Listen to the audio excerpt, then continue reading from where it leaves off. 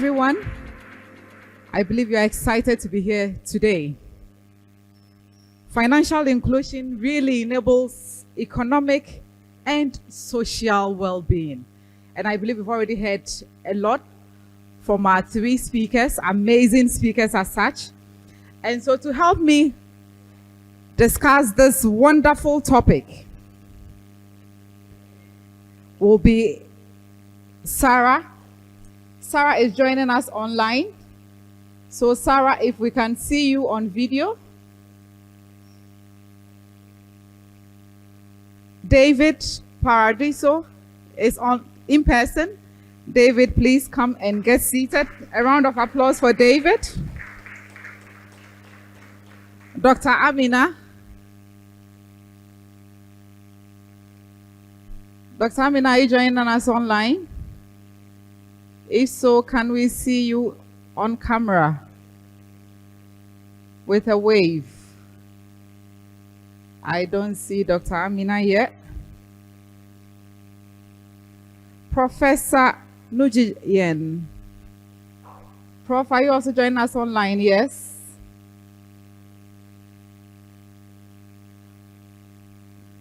I don't see Prof yet. Jeremy. Jeremy, you're supposed to join us online. Can we also see you? Jeremy? Winifred is in person. So Winifred Opokubafo.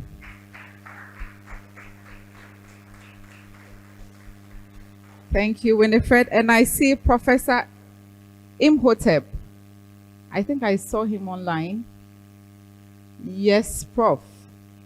So, Prof, you, with your hand raised, if you can unmute and introduce yourself briefly to us and tell us in a minute or two what you bring on board to this discussion.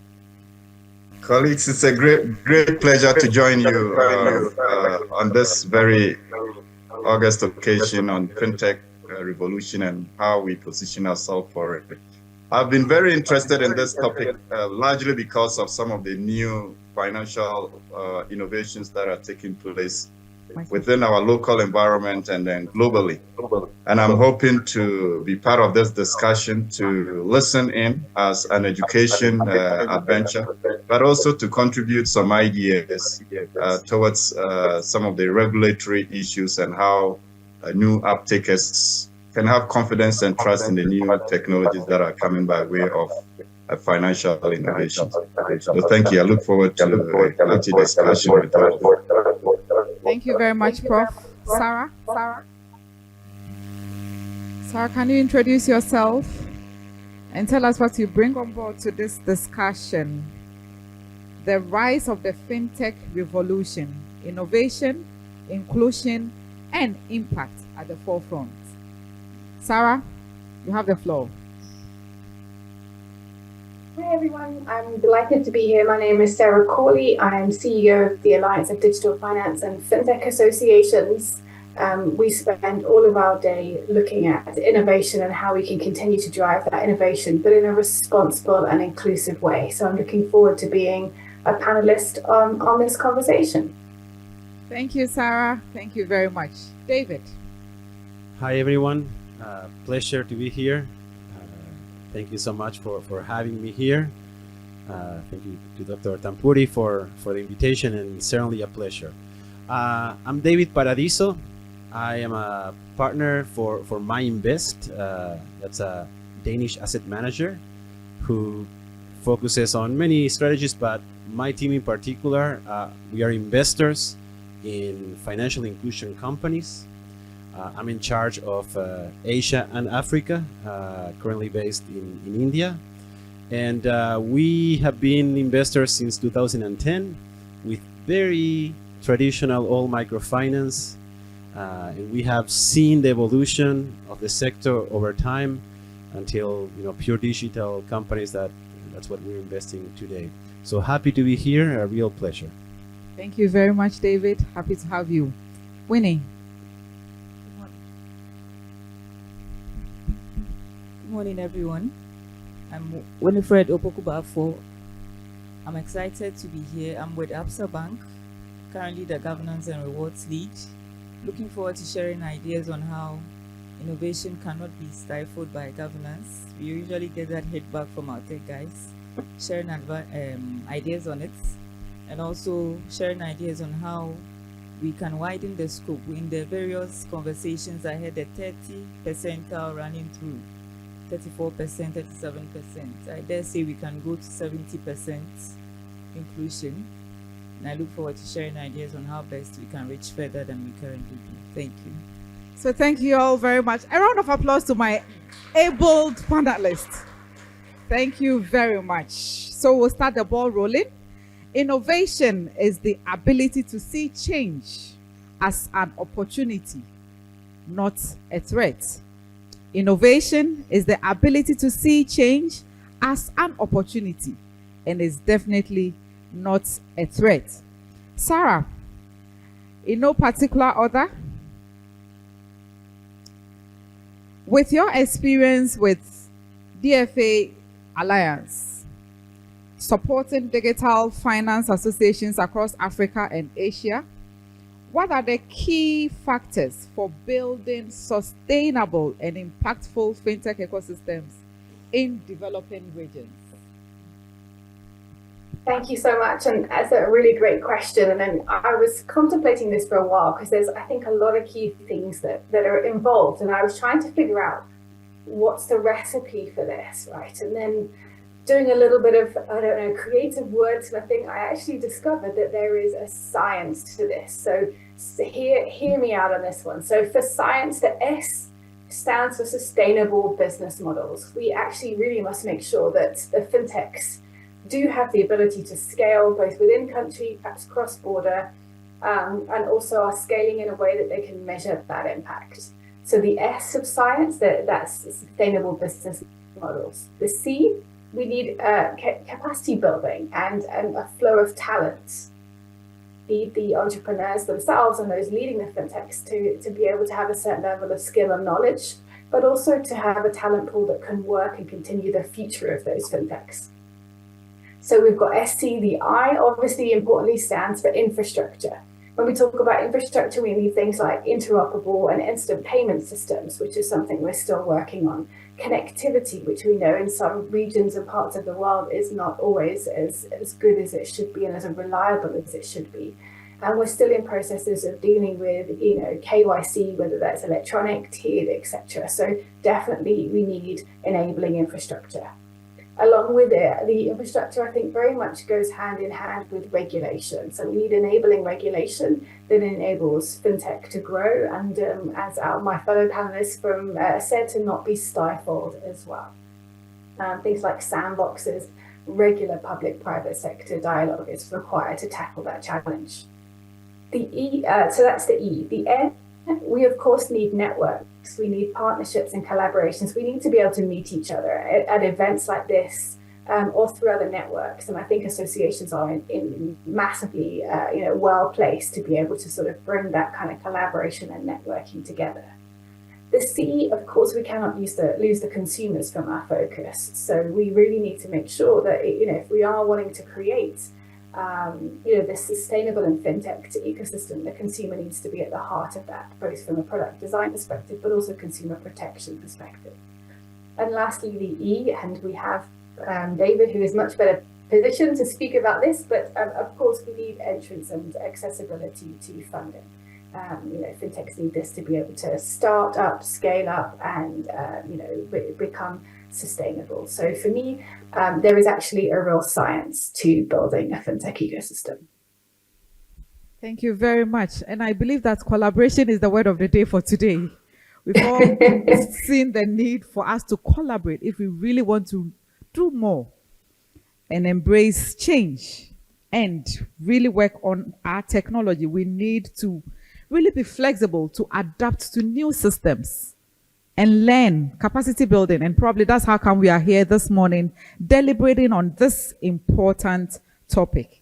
So David, as a global private equity professional, what are the key investment trends driving the fintech sector in emerging markets like Africa and Asia? Thank you so much. Very, very good question. So, as I mentioned in my introduction, we've been following the financial inclusion sector from the good old days in which brick and mortar banks were, everything that was available.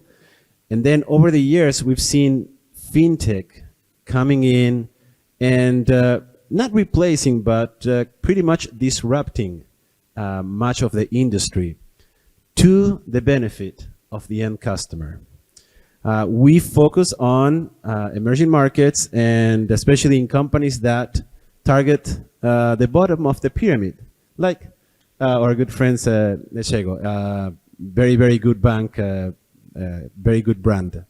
So what we've seen lately is that two big trends. First, you have traditional business models that are changing, adapting technology to survive in a way, or to become updated with what the market needs. So digital transformation, it's a key aspect.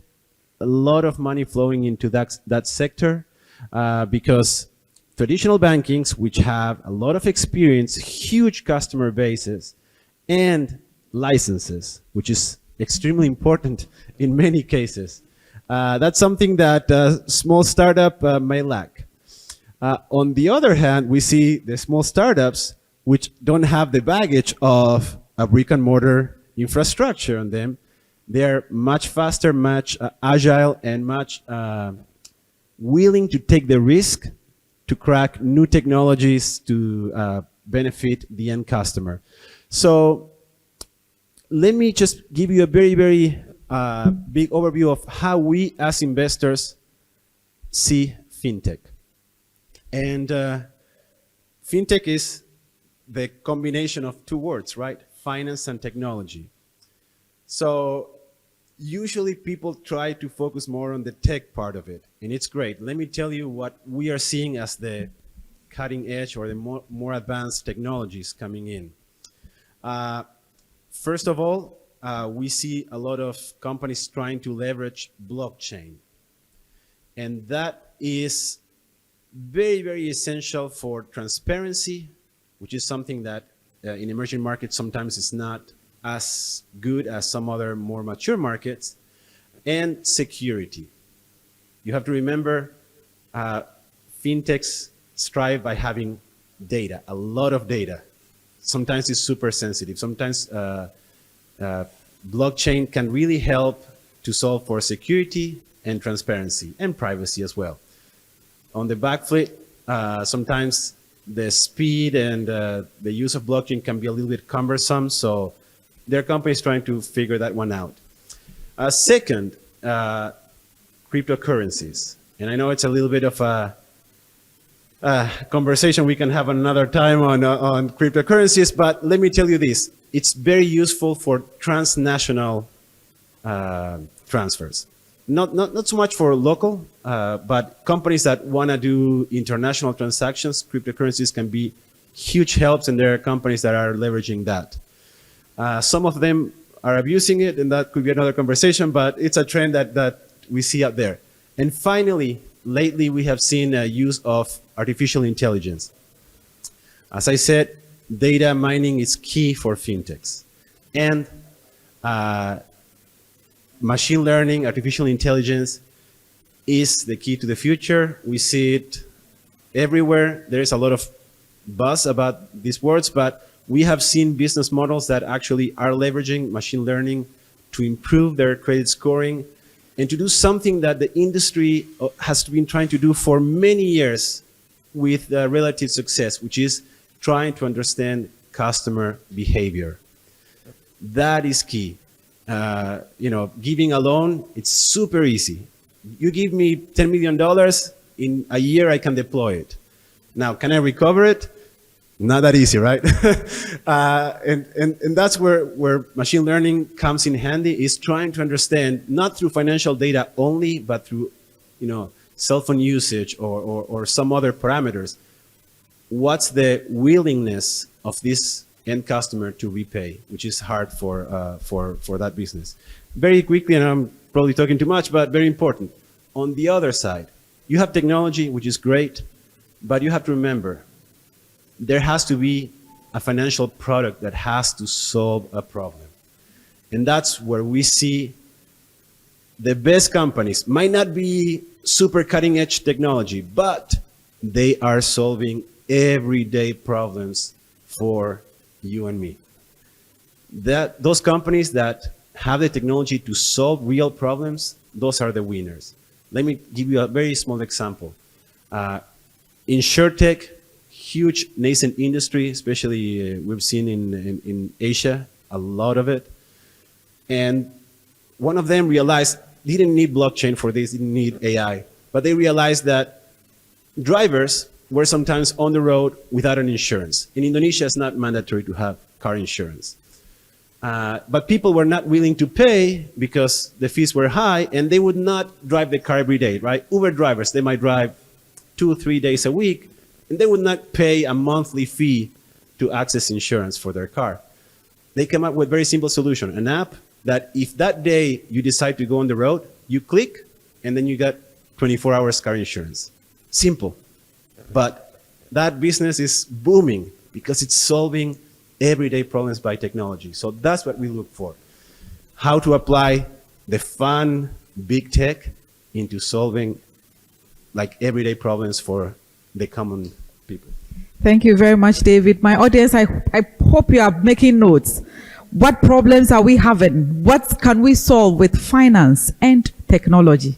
That is what we are discussing. If you just join in, we are discussing the rise of the fintech revolution, innovation, inclusion, and impact at the forefront.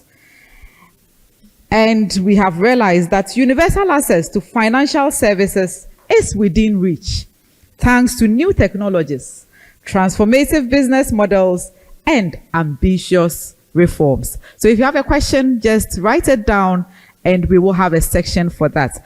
I will go on to Prof. Prof, if you can unmute yourself. But just so to confirm, is Jeremy on the line now? Jeremy, Dr. Amina? Okay. Moving on. Prof, given your expertise in emerging market finance, how can fintech innovations in these markets be leveraged to address broader economic development challenges, such as climate finance and even energy economics? Thank you very much. And just to keep the disruptions minimal, I've muted myself on the video. But picking up from where David and Sarah has left off, I think the concept of what we mean by digital revolution and the fintech innovations that are going on really serves a very big role in bridging the gaps, especially in trade finance and generally moving goods across borders. We've seen in Africa, for instance, we've got over 40 odd currencies.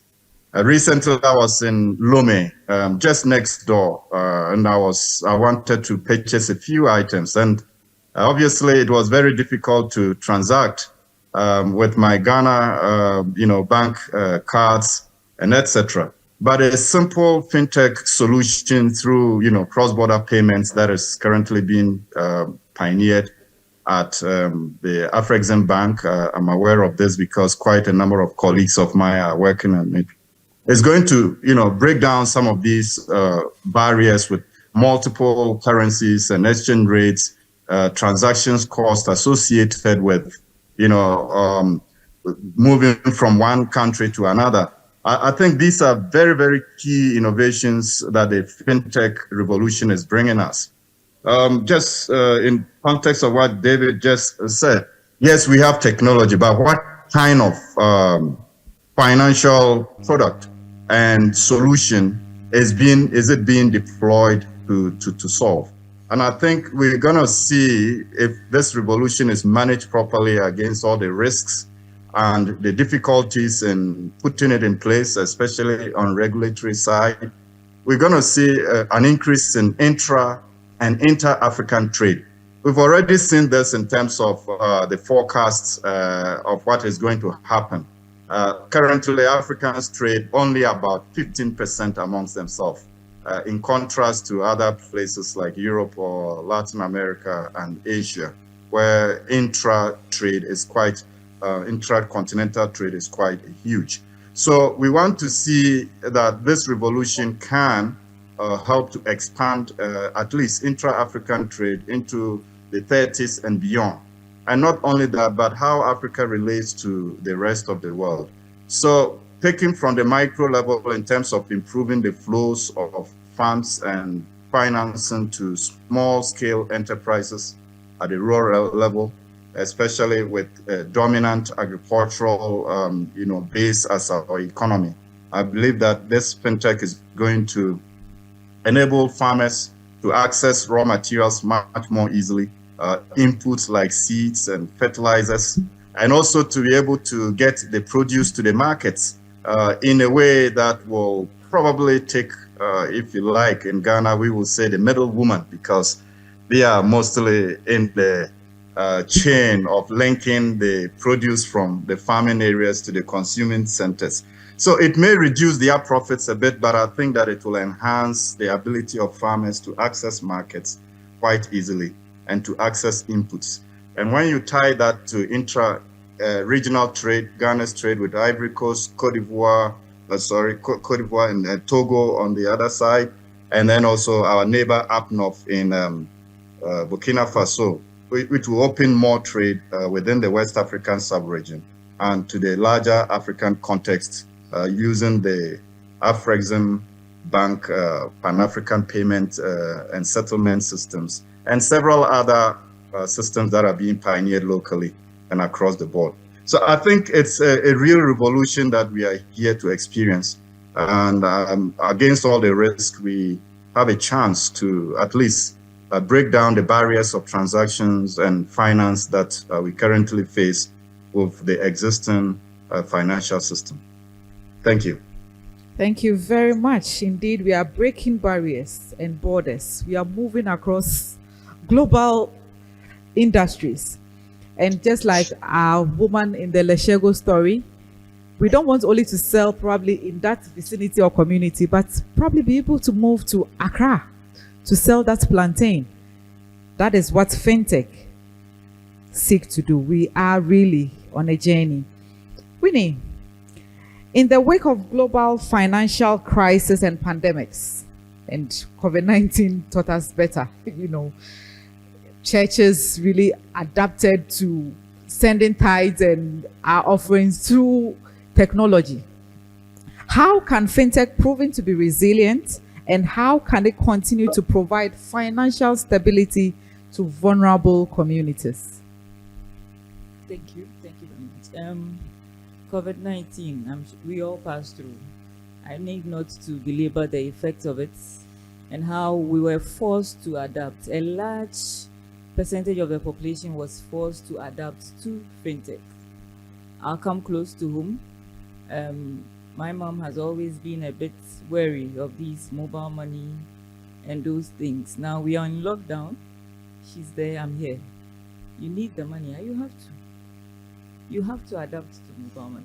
And like you said, churches had to adapt, move from counting the cash because they believed that was the safest way, to now having mobile money check accounts, having standing orders coming in and all that. And when traditional banking services seem to be reeling under the effect of these lockdowns and not getting the cash inflow, we saw how the fintechs proved to be streams in the desert at those times. They were amazing.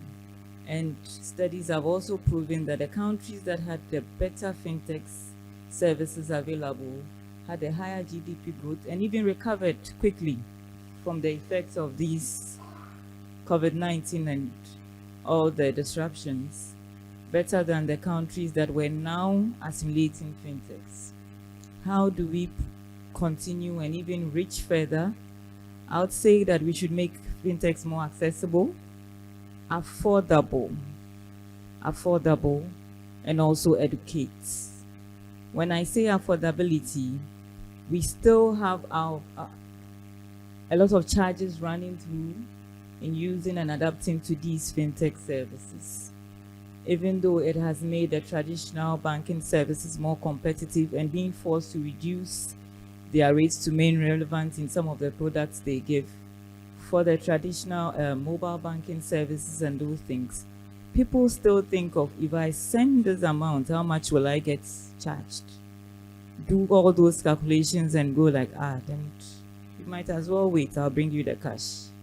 Let's look at the affordability and accessibility, internet stability in the region, especially the population we want to target now, the underserved. How reliable is their internet service? How reliable is the fintech services to them that when I do need it, I won't have the application telling me that try later, system is down or system error. Lastly, I say education, because when, Needs story has made an impact on all of us. Almost all of us are coming back to the story. I actually told him it's an awesome one.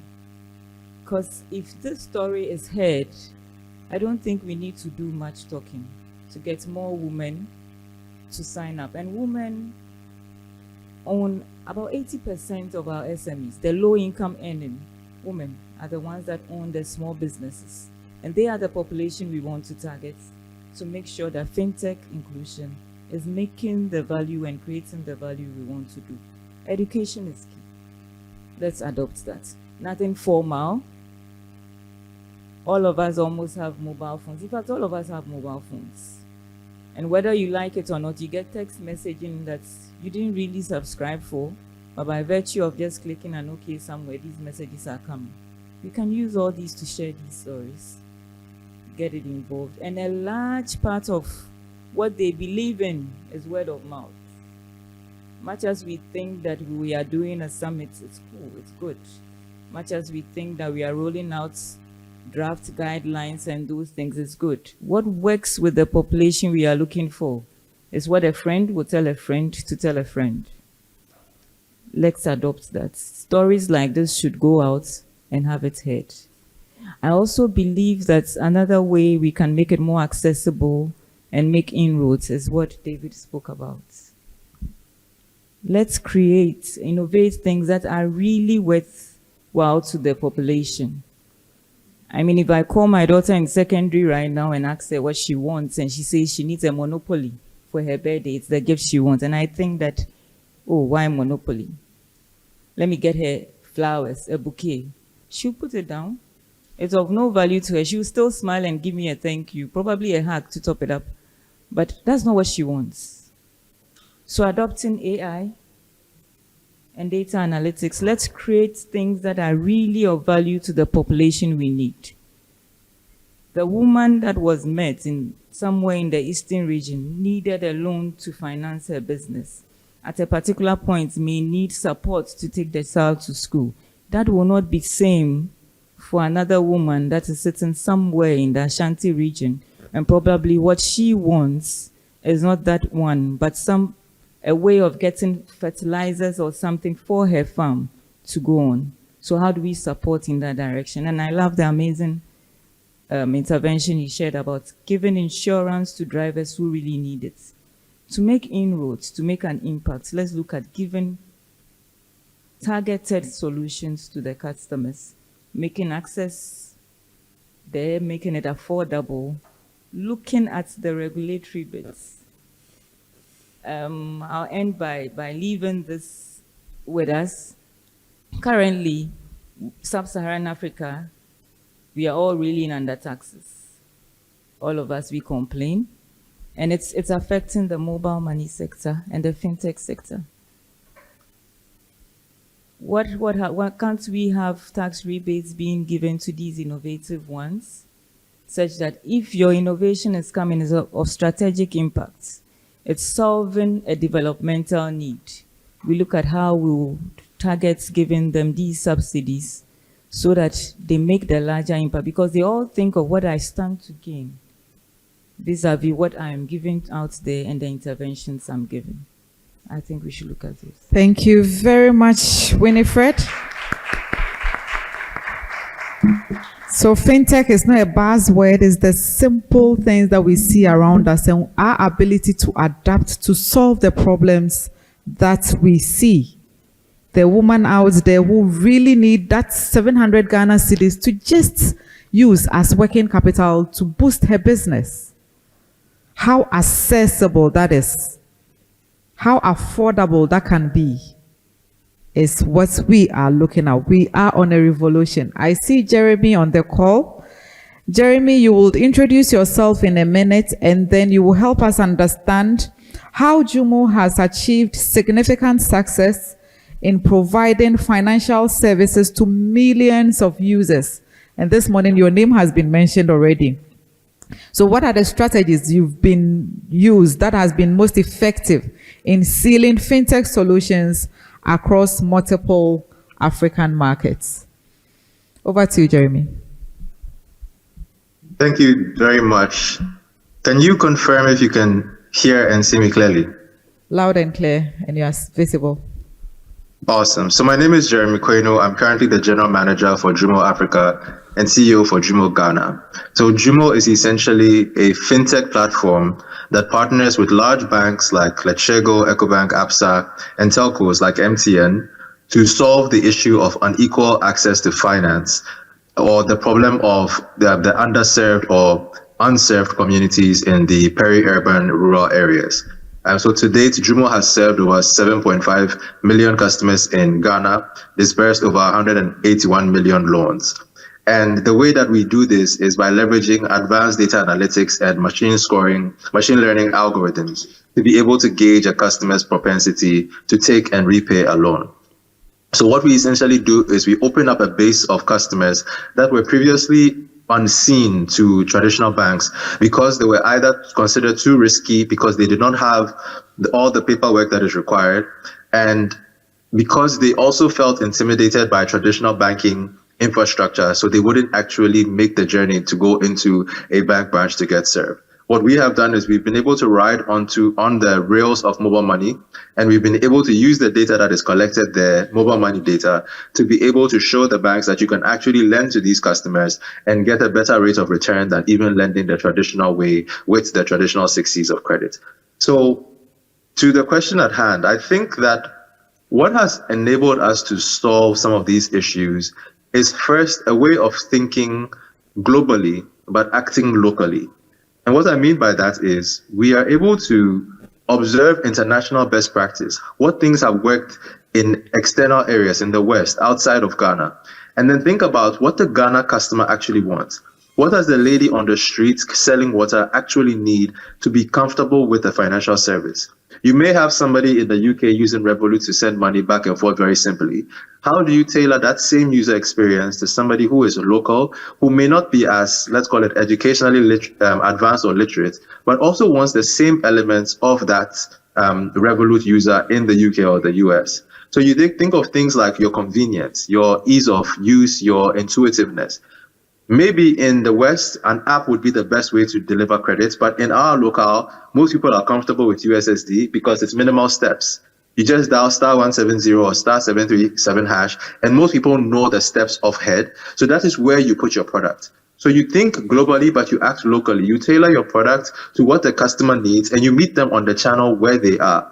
So we primarily use USSD, which has been disproportionately shown to be the best channel to deliver services to people who are financially excluded or financially illiterate, because that is where they are familiar with. The next is partnering with credible institutions such as the banks. I think that in the beginning, fintech was seen to be this new wave of companies that were supposed to come and give the banks competition. I think right now, everybody knows that there's no competition that really exists. The best way for us to both achieve our goals is to work collaboratively. So the banks have tremendous experience with compliance, tremendous experience with regulation, tremendous experience in the market and lending to the particular segment that we are trying to lend to. We have the advantage of the innovation, we have the advantage of the speed, the agility, we have the advantage of dedicating all our resources to focus on one specific product and make the most out of that. So the best way for us to both achieve our goals is to work together. So we enable the banks to achieve their strategy of financial inclusion. So one of the reasons why fintech has been so successful is we've moved away from that old thinking of trying to compete, and rather collaborate even if it's competition, it has to be co-petition because we are all trying to solve the same issue. And there's no single player that can solve the entirety of what financial exclusion is. So we come together. And the next is having a regulatory environment that actually supports fintech innovation. I think it's easy to sort of ostracize the regulator, to say the regulator is the reason why we don't see a lot of innovation happening. But Ghana really cannot hide behind that excuse, because to a large extent, we are one of the only central banks that has a dedicated fintech and innovation office that is not only issuing licenses, but is innovating themselves. They have a fintech sandbox. They've issued, digital asset guidelines. They've issued fintech guidelines and lots of policies that are actually enabling, and they themselves tend to innovate with the supervisory technology and regulatory technology that they're exploring. So you have a regulator that is understanding more and more the fintech space and is giving you a chance to come into their environment under their watchful eye to deliver some of the innovations that you have, so that they can shape policy to support you without having to run the risk of letting you run rampant and put people's money at risk or lives at risk. So those three elements come together: having a regulator that is not over-regulating but also not under-regulating, creating an environment that allows you to succeed and thrive, seeing the regulator as somebody who is part of your journey as opposed to somebody who is holding the keys to the door, partnering with large, proactive institutions like banks, and also innovating by thinking globally but acting locally. I think these are the elements that come together to make fintech such as Jumo successful. And I think to a number of other fintechs, those are the elements that come together as well. Thank you very much. Thank you very much. Indeed, we need to think global to solve the local problems, and we need to collaborate. I said from the beginning, the word for the day is we are in collaboration and not in competition. So that brings my next question, Sarah. How can associations foster collaboration among fintech companies to ensure inclusive growth and knowledge sharing across borders? How can we do this? Well, thank you for that great question. Obviously, I'm a big champion of the importance of industry associations to play that key role as kind of more of a holistic, neutral, independent player who can bring all aspects of the ecosystem together. So when we look at our members, and of course, we have DFP Ghana, one of our members, and there's also several other really great industry associations, in Ghana and in other countries. But one of the things, let me give you a sort of a little list, I guess, of things that I think that associations can contribute to achieving this. So, I mean, at a straightforward level, events and networking being one of them. They can be really big events like we've cultivated today with amazing panelists from across the globe, but even the small cocktail drinks or networking, can be incredibly impactful about building those relationships. And across the industry, very much hearing what others have been said, that these relationships need to be built with other fintechs, with MNOs, microfinance banks, and the regulator too. So being able to sort of build out everyone's network and have really easy opportunities, people can get together and have interesting conversations. I think associations have a role also to sort of promote and identify the learning from successful innovations. What has the likes of, companies like Jumo done that have really made a difference, and how others can learn from that as well. And I think that's a really important thing. So whether that's, again, sort of educational related sort of sessions, case studies, or even having things like, awards, which I know also happen in Ghana. It enables those highlights of the success stories to be shared and to inspire others in the industry. We know there's a need for capacity building as well. I mean, when it comes to thinking about things like AI and machine learning, there's so much still to learn about that space. And so capacity building events, whether that be accelerator programs for fintechs, whether it be mentoring, or even things like webinars and papers, all of these things contribute to building the skills and knowledge of the experts and the industry leaders within countries. No one can do it alone. So when you start thinking about what it takes to build a successful fintech, there are other services and that you need. Things like access to cloud computing, legal experts that are going to help you make sure that you're not breaching any kind of regulations or challenges in the country. People to help you with marketing, people to help you find your talent. So I think creating sort of spaces where you can access a whole network of people that are going to be and organizations that are needed to make your fintech successful is really, really important. And that's where, I want to give you an example of Portugal Fintech. They do this really, really well. They have a physical house where they locate many of the country's fintechs. There's also your cloud computing providers, your consultancy firms, legal, marketing, etc. There are lots of events, capacity building accelerators, reports that come out of that house and that hub. So it's a really great example of what an association can actually achieve to build that ecosystem.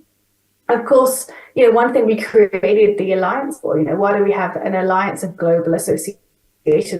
It's to more than just your own country. Ghana is doing a phenomenal job and really leading the way on the African continent, but actually there are others we can learn from as well, whether that be in Latin America, in Asia, in Europe. So actually having the association connected to some of the best practices that's happening around the world. Thank you, Sarah. Thank you. To protect that important. You're a bit muffled, but we'll pause here and take the submission from another speaker. But you are spot on. Life or success is not about one spectacular activity. It's about the little things, the mundane things, the everyday things. And we are all ambassadors of the gospel.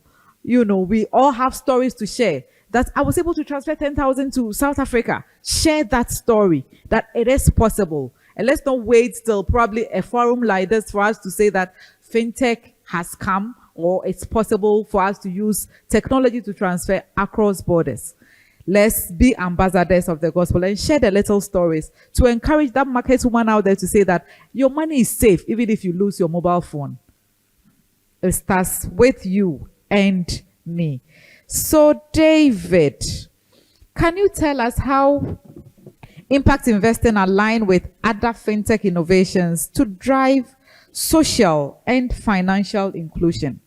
And what metrics you use to measure success? How can we, at the end of today, say that we've been successful to reach out to a little more people? No, thank you so much. I think that for every company, for every investor, what is important is not just the financial return, which is, it's a goal that every company pursues, but actually, what are we doing with the end customer? Are we improving their lives, or are we a burden on their lives?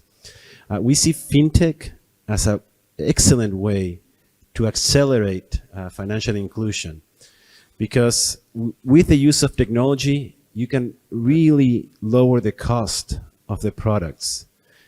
So you can make it more affordable, so more people can use it.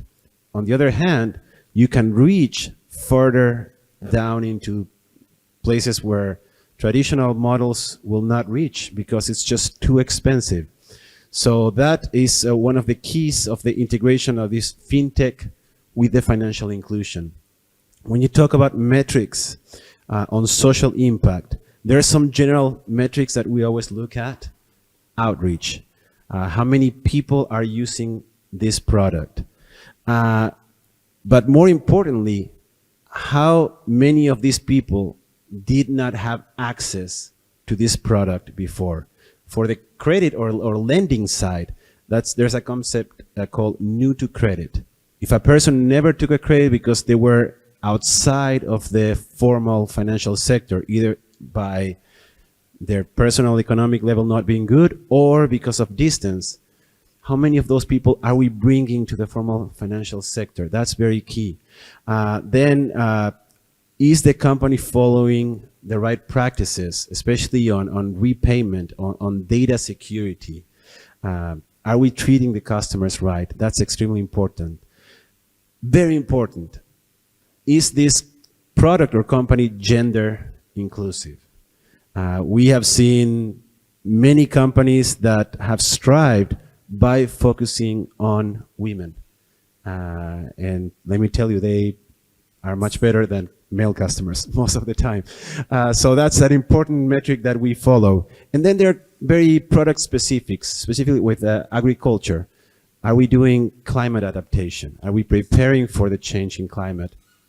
And then for insurance, for instance, is how many people are getting basic needs covered by insurance that they did not have before? Again, are we solving everyday's problems? That's impact. It's not how much money I'm making.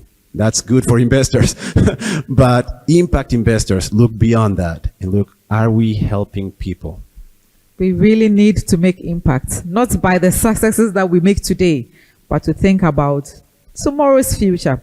Thank you very much, David. Prof. Dak, Prof. Nju, and if you can also come on camera. Yes, thank you very much for joining.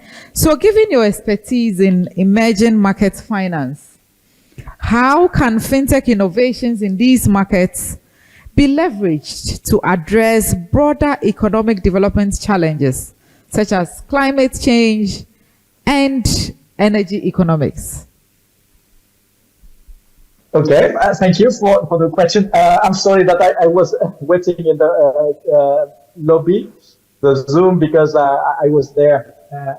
Okay, and first of all, I want to thank Professor Mark Tampuri for the invitation, and thanks also to Shara and the colleague who just talked for inspiring sharings.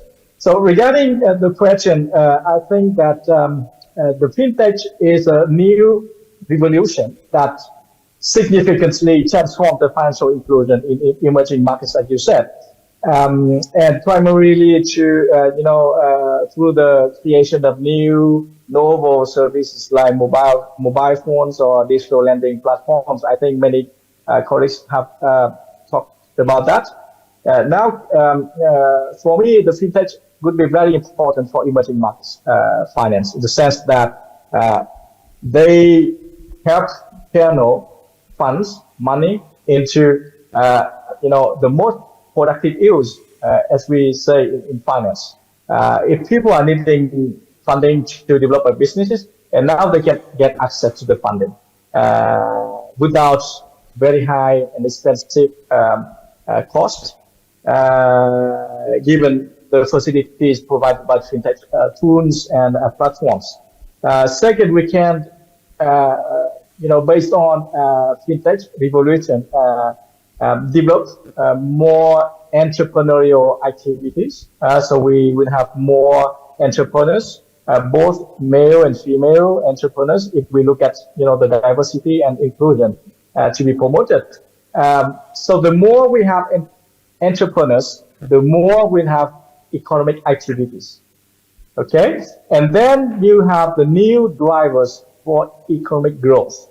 That's very important for countries, for developing countries, where we need some new drivers for growth. And for me, it is particularly important to promote the roles of female entrepreneurs, because they are the precious sources of value creation. I can take a very simple example of Vietnam, where we have something like 20% of companies led by women entrepreneurs today. And it is based on very sound and continuous support from the government's policies. Many of those companies are linked directly to fintech platforms, and those companies also get access to some government's financial assistance to develop business, from the creation to the operations. What I can add more is in terms of energy economies, of course, we need to move to more actively to the transition to renewables and green sources of energies. And of course, we know that people in countries less developed countries have a big problems with access to energy. And now I didn't, look precisely on how fintech can help energy economies develop more, but I know that people can get access easily to energy sources based on some consumption and supply analysis, and we know where we can supply energies, and we know where people are needing more energy. Maybe I can stop here for the moment regarding this question. But Prof, before you go, I would want to ask, what role do academic institutions and research play in shaping the future of fintech? In a minute or two. Yeah, I know you discussed this question before, but we have several important barriers for the moment to boost the development of fintech and to make them useful for people. Barriers such as limited, digital literacy or financial literacy of the people, and mostly the first users who often hesitate using fintech platforms and facilities. Then we have the question of inadequate infrastructure in many countries, reliable internet connection, and also some reliability of smartphones that can be used for fintech applications. Then we also have some regulatory uncertainties and so on and so forth, and trust and security concerns, mostly of first users. So education institutions like engineering schools or business schools have a very significant role in training the new generation about the techniques, about the financial knowledge, so that they can make use of the fintech applications in a more effective way and efficient way for them.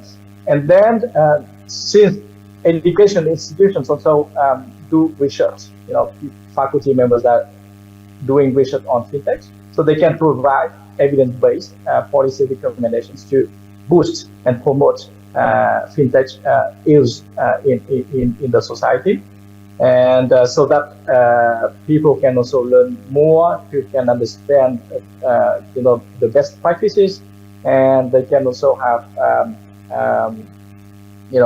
good knowledge of data privacy or any regulations that they have to go when using fintech platforms. This is what. Thank you very much. A round of applause for the Professor Duke. Indeed, academians, we have a role to play as well.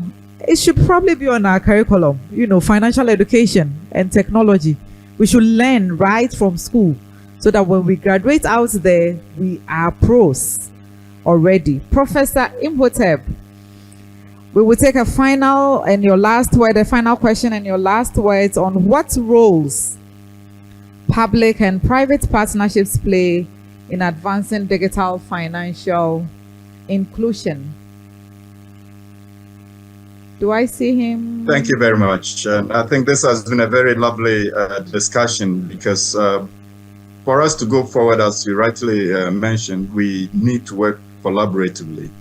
And that includes the private and the public sector joining forces, and not just forces, but resources, knowledge, to share platforms that can make this revolution a very important one in our lives and the spaces we find ourselves. So on the public sector side, I think that regulations are very key to help the new and emerging fintech companies to function very well. So clarity in terms of what type of regulatory frameworks are needed and what kind of environment is really necessary to make these function very well is essential. It's also the case that public sector has a role to play to facilitate in terms of bringing the cost of access to services offered by the fintech institutions, lower. Our sister mentioned this in her submission. if you impose taxes on electronic transactions, that already sets a barrier to, the ease with which those transactions can go on. And in the era of digitalization, when we have such huge barriers, it also tends to reduce the efficacy of the solutions that are coming through the fintech space. So I think in the public sector policies, we ought to be aware of our ability to create a more conducive environment for the fintech industry to grow. And then the fintech industries themselves also have a lot of learning to do, especially in the emerging economies like us, where it's just at the early stage. Infrastructure bottlenecks are still a very huge problem, as Professor Mbunyan mentioned. These are all indications that public-private collaboration can really help to, increase the rate at which we are transacting, but also to generally reduce the boundaries that are, set, if you like, an upper limit to how this industry can grow. So interoperability is an issue that has been talked about over and over again. I think it's something that can be worked collaboratively between the fintech industry and the public sector itself, and then deployment of proper internet connectivity. This can come through some of the regulatory policies. The National Communications Authority, for instance, can reduce some of the barriers that now exist in terms of data cost, and even totally liberalizing that market, because we have quite a few players that are providing this good internet services. And with the upsurge of the low orbiting satellites, it's almost impossible for the regulators to keep these restrictions in place. And I think that as soon as these barriers to accessing newer avenues of connections will really let this industry explode in a way that will be more beneficial. But as it explodes, there need to be safeguards in terms of consumer protection.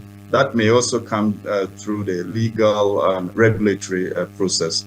And then with fintechs themselves exercising a lot more oversight in terms of protecting consumers and their data, and also privacy laws that ought to be embedded in their operations. So I think in the main, there is quite a lot that we can discuss in this area. But going forward, it's really about the collaborations that ensures that we maximize the potential of both the fintech companies and the public sector's role in this industry. Thank you very much. Thank you, Prof. A round of applause.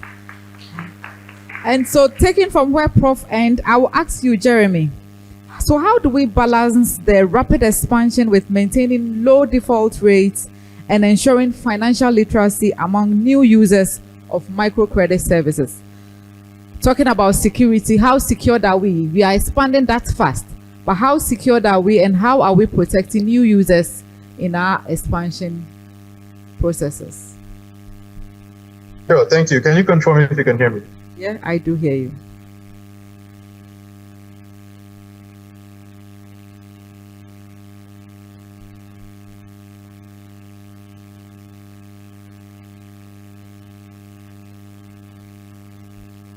Jeremy, you are muted now. Sorry. So I was saying that, as the previous speaker said, we have to self-regulate as fintechs if we will have to make sure that the security measures that are necessary to protect our customers are at the optimal standard. I think gone are the days where we are constantly depending on an external regulatory policy or regulator to keep us in check. It has now become incumbent on fintechs to be able to make sure that their compliance standards, or our compliance standards, are really up to speed when it comes to protecting the consumer. Because the days of rapidly growing your base without watching your back has shown how it can have detrimental effects on the fintech industry. We went through a phase where there was a lot of funding that was coming into the fintech space, and people were not focusing on the sustainability of the products and services that were being offered.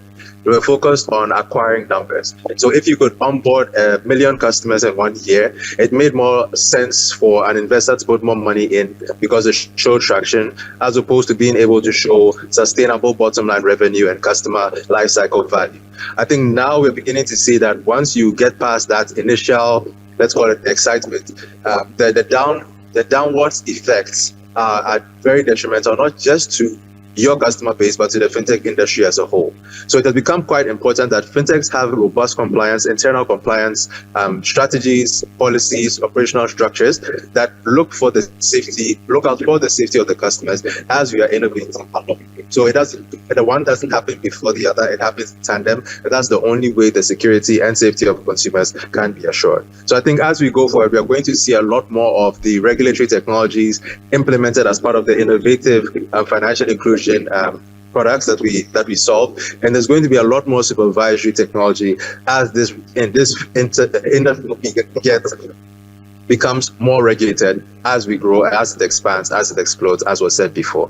I hope that made sense. It does. Thank you very much, Jeremy. And that really explains why we put limits on our cards. It is to secure us, so that if somebody even chances on your card, the limit is there to restrict the person. So please be patient with us. There are security checks and it is for your safety. So please keep using the cards that you have. And that brings my last question to Winifred. Winnie, with all that has been said, what can we do to see the relationship between traditional financial institutions and fintech companies evolve over the next decade? Interesting. So the keyword has been collaborating. Word of the day. I will choose to ruffle feathers by saying that a decade from here, we'll be collaborating to compete. Why am I saying that? Because decentralized financing is gradually eroding the need for third parties and institutional needs for financial transactions. And whether we like it or not, a huge population still trusts the traditional financial services. You can't take that trust away from them. Trust is earned. It doesn't just come. And you work at earning something. So before the fintechs get there, this collaboration we've been talking about has to be leveraged on. Already, where we find ourselves, our financial technology services are more like an ecosystem sort of.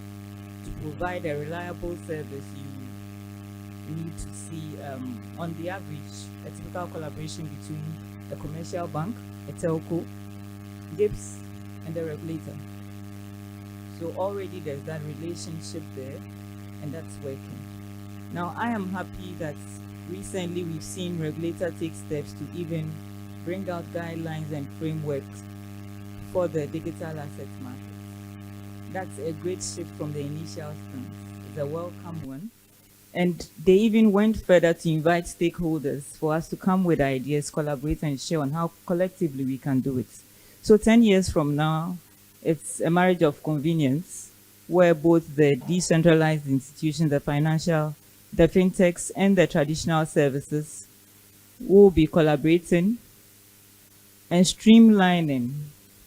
We've had previous speakers talk about the need for regulatory impact to be felt. We've seen the need for fintechs itself to own consumer protection.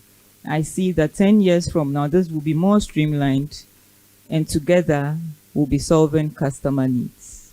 Thank you. Sarah, I'll give you your last word.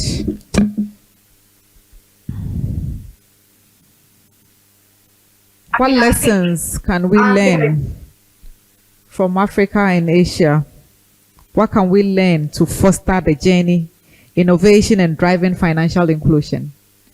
In a minute or two, that will be your final comments.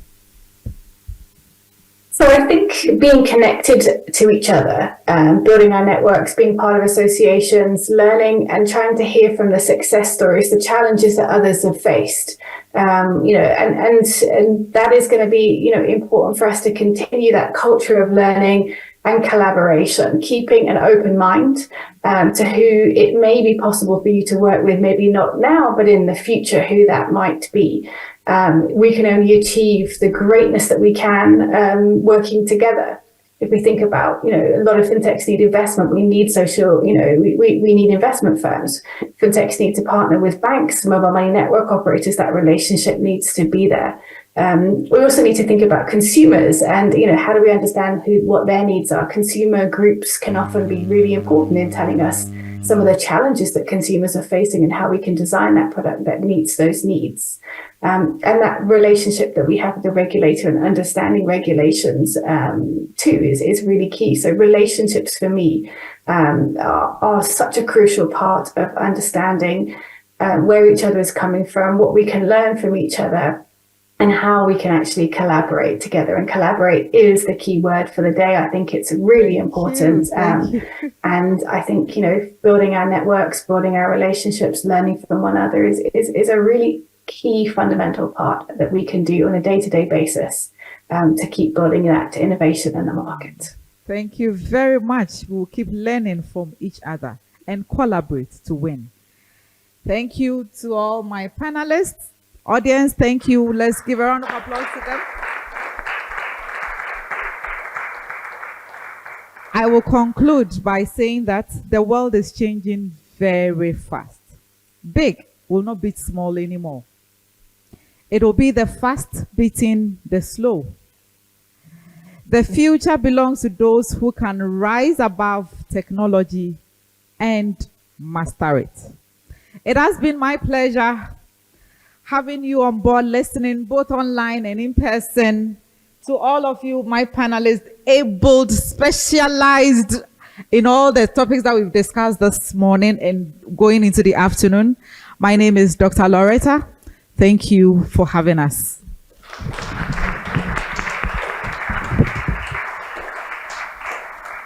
Oh, keep clapping as they take their seats.